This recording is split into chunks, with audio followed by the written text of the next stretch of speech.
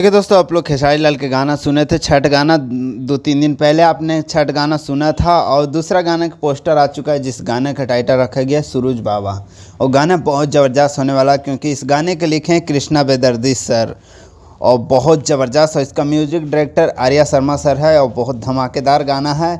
और इस गाने में नज़र आने वाले खेसारी लाल यादव और सांतना, नाम भूल रहा हूँ, माफ़ कीजिएगा, थोड़ा माफ़ कीजिएगा। इस गाने गाए हैं खेसारी लाल यादव और प्रियंका सिंह मैम ने। और ये गाना आने वाला है कल 14 तारीख को सुबह 6:00 पे। थोड़ा टाइमिंग भूल गया हूँ, माफ़ कीजिएगा। और गाना बहुत ज़बरदस्त और ब्लास्ट होने वाला है क्योंकि कृष्णा बेदर्दी लिखे हैं तो कृष्णा बेदर्दी को कुछ अलग हट के आने वाला होता है। और ये भी गाना खेसारी म्यूजिक वर्ल्ड पे आने वाला है, तो आप लोग तैयार रहिएगा। धमाका और प्यार आशीर्वाद जरूर इस गाने को दीजिएगा। सो मैं ज़्यादा कुछ नहीं बोलता हूँ, आप लोग बताइएगा। कल ये गाना सुबह आने वाला है तो प्यार आशीर्वाद और सपोर्ट जरूर कीजिएगा।